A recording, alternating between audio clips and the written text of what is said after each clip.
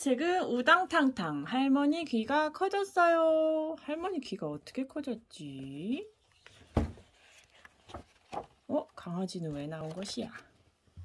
위층 가족이 전에 살던 집은 정말 비좁았어요.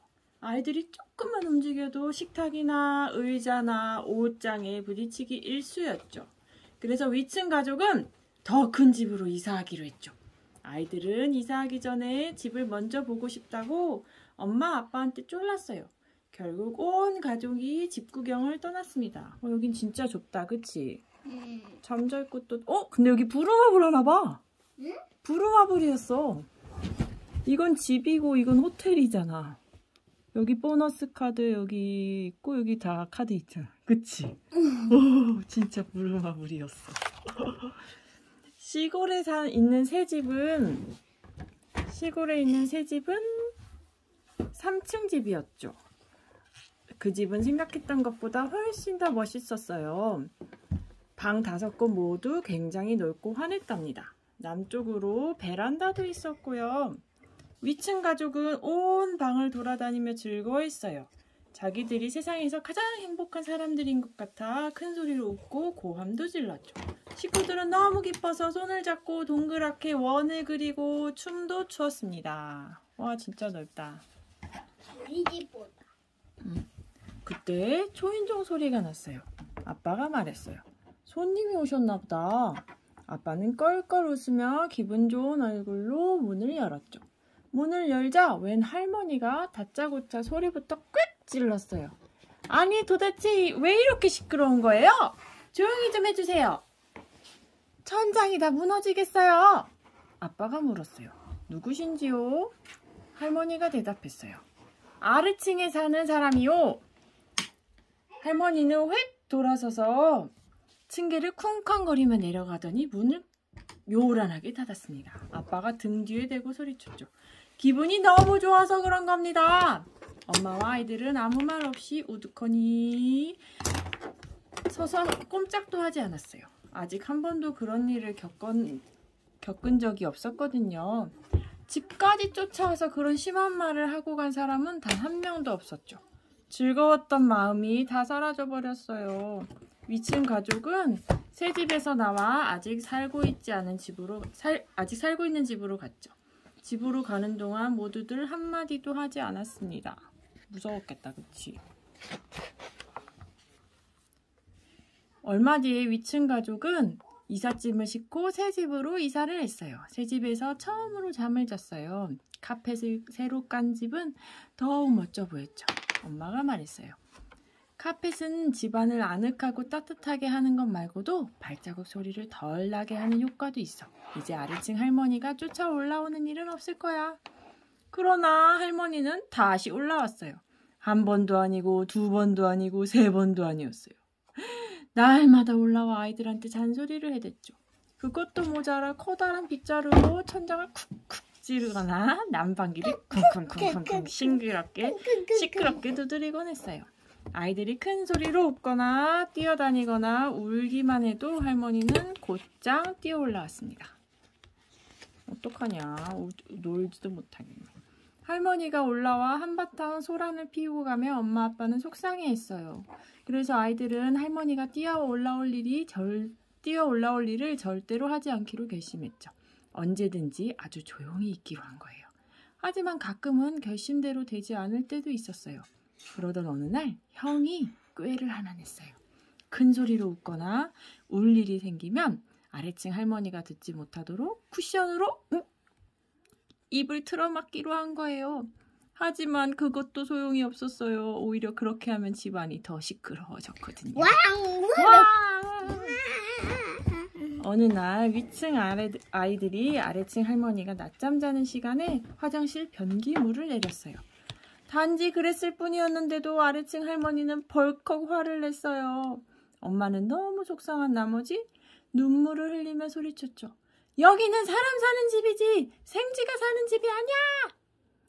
위층 아이들은 다시 대책을 세워야겠다고 생각했어요. 소야, 대책이 뭐야? 다시 계획을 짜는 거. 맞아. 문제가 생겨서 문제를 해결하는 방법을 생각하는 거야. 이튿날 엄마 아빠가 시장에서 돌아와 보니 위층 아이들이 집안을 네 발로 엉금엉금 기어다니고 있었어요. 아이들이 귓속말로 자기 속삭였죠. 오늘부터 우리는 생쥐들이야. 아빠가 아이들을 타일렀어요. 그만해라. 어서 일어나. 하지만 아이들은 아빠 말을 들으려고 하지 않았어요. 아이들은 식탁 밑으로 들어가 아무 소리도 안 내고 가만히 있었죠. 저녁 먹을 시간이 되자 엄마가 아이들을 불렀어요. 그때서야 아이들이 살짝 기어나와 의자에 앉았습니다. 아이들은 밥도 아주 조금만 먹었어요. 그리고 서로 귓속말로 말했죠. 생쥐들은 원래 조금만 먹는 거야. 불쌍하다, 그치? 날마다 그렇게 지냈습니다. 아이들은 음식도 잘 먹지 않고 놀지도 않았어요. 집안을 살금살금 기어다니다가 카페 뒤에 가만히 누워있거나 풀 죽은 얼굴로 구석에 쭈그리고 앉아 있었죠. 엄마는 아이들을 볼 때마다 말했어요. 너희들은 어린이들이야. 힘차게 뛰어놀아야지. 하지만 아이들은 그럴 용기가 나지 않았어요. 혹시 그렇게 하다가 너무 시끄럽게 하지 않을까 걱정이 됐거든요. 그래서 그냥 손가락만 움직이며 놀았어요. 가끔 용기를 내서 발을 놀릴 때도 있었어요. 그때는 벌렁 드러누워 허공에 대고 발차기를 하면서 놀았죠. 아래층 할머니는 도무지 영문을 알 수 없었어요. 아무리 들어봐도 아이들 발소리가 들리지 않았거든요. 아이들이 웃고 떠드는 소리도 안 들렸고 울음소리도 안 들렸어요. 아무리 귀를 쫑긋 세우고 들으려고 해봐도 한마디도 들리지 않았죠. 먼저 할머니는 병원에 가서 귀를 진찰해 보았어요. 하지만 모든 게 정상이었어요. 진찰 결과는 좋게 나왔지만 할머니는 날마다 이 생각, 저 생각에 골치가 아팠어요. 왜 아무 소리도 안 들릴까? 위층에 도대체 무슨 일이 일어난 걸까? 왜 소리가 안 들렸어? 왜 할머니가 소리치니까 소리가 안 들렸지? 그치? 아래층 할머니는 궁금해서 견딜 수가 없었어요. 천장에 가까이 귀를 대기 위해 의자를 놓고 그 위에 올라가 보기도 했죠. 그렇지만 아무리 귀를 쫑긋 세워도 아이들 소리를 하나도 들을 수 없었어요. 할머니는 귓속말로 중얼거렸어요. 정말 믿을 수 없어. 할머니는 의자를 더 높이 쌓으면 들을 수 있을 거라고 생각했죠. 넘어지면 크게 다칠 텐데도 의자 위에 조그만 탁자를 얹어놓고 이것 봐, 소야, 진짜 위험하다. 그 위에 올라섰어요.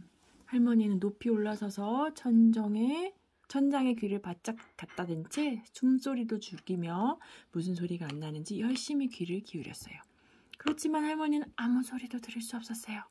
뒤뚱뒤뚱 아슬아슬한데도 할머니는 오른쪽 귀와 왼쪽 귀를 번갈아가며 천장에 갖다 댔지요. 그래도 아무 소리도 안 났어요. 할머니는 날마다 탑을 높게 쌓아 올려 그 위에 올라갔습니다. 하지만 아무 소용이 없었어요. 아래층 할머니가 날마다 천장만 바라보지 말고 거울도 좀 봤더라면 몸에 이상한 일이 일어나고 있는지 금방 알아챘을 거예요. 할머니의 귀가 날마다 커졌거든요. 점점 커지더니 며칠 지나자 접시만하게 커졌어요. 어떡해, 진짜 이상하다, 그치? 아래층 할머니가 시장에 나가자 사람들이 눈을 동그랗게 뜨고 쳐다보며 서로 수군댔어요. 아이들은 할머니의 뒤를 따라다니며 물었죠. 할머니, 귀가 왜 그렇게 커요? 아래층 할머니는 쇼윈도에 얼굴을 비춰보고 깜짝 놀랐어요. 내가 왜 이러지? 귀가 왜 이렇게 커진 거야? 할머니는 얼른 스카프로 귀를 가리고 곧장 집으로 갔어요. 집에 도착한 할머니는 오랫동안 거울을 봤죠. 길에서 아이들이 물었던 말이 생각났어요. 할머니, 귀가 왜 그렇게 커요? 할머니가 대답했죠. 소리를 더 잘 들으려고. 할머니의 말소리가 벽에 부딪혀 내 아집처럼 다시 울렸어요. 소리를 더 잘 들으려고. 할머니는 이제야 귀가 뚫린 것 같아 잔뜩 기대를 하고 높게 쌓아 올린 의자 위로 다시 올라갔죠. 이제는 들리겠지. 이제는 들리겠지. 할머니는 계속 열심히 귀를 기울였어요. 하지만 위층은 쥐 죽은 듯 조용했어요. 할머니는 실망하고 지친 채 침대에 누웠습니다. 할머니는 혼잣말로 중얼거렸어요. 내일은 틀림없이 들릴 거야. 그렇지만 그 다음 날에도 할머니는 아무것도 들을 수 없었어요. 들으려고 애를 쓰면 쓸수록 귀만 점점 더 크고 길게 자라났어요. 귀는 점점 자라서 프라이팬만해지더니 마침내 바닥에 질질 끌릴 정도로 길어졌어요. 그래서 할머니는 의사를 집으로 불렀어요. 얼마나 커졌지? 아, 이게 뭐야? 끔찍해, 그치? 할머니 귀가 이만해졌어. 진짜 끔찍하다, 그치? 의사는 할머니의 병을 금방 알아냈습니다. 의사가 말했어요. 들리지 않는 소리를 들으려고 너무 애써다가 병이 나셨군요. 못 들어서 생기는 병이 나신 거예요. 억지로 애를 쓰다 보면 귀가 견디지 못하거든요. 그래서 귀가 이렇게 엄청나게 커버린 거예요.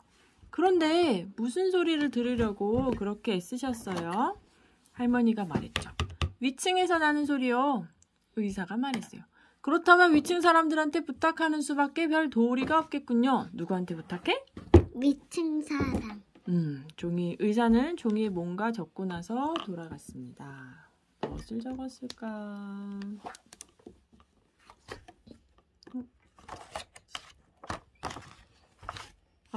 아빠는 우체통에 의사가 쓴 쪽지가 있는 것을 보고 깜짝 놀랐죠. 아빠가 종이에 적힌 내용을 식구들한테 읽어주었습니다. 아래층 할머니가 못 들어서 생기는 병이라는 병에 걸렸습니다. 이 병은 시끄러운 소리를 들어야 나을 수 있습니다. 도와주시기 바랍니다. 이러쿵저러쿵 의사 올림. 위층 가족은 아래층 할머니를 도와주기로 했습니다. 아이들은 모처럼 마음껏 뛰어놀았죠. 깔깔깔 웃고 팔짝팔짝 뛰고 이 방 저 방 돌아다니다가 엄마 아빠 손을 잡고 둥글게 원을 그리며 춤도 추었습니다. 아래층 할머니는 귀를 쫑긋 세우지 않아도 잘 들을 수 있게 되었죠. 할머니는 귀가 다시 작아졌다. 귀 기울여 듣지 않아도 잘 들으니까 기분이 아주 좋았어요. 몇 시간이 지나자 할머니의 귀가 점점 작아지기 시작했습니다.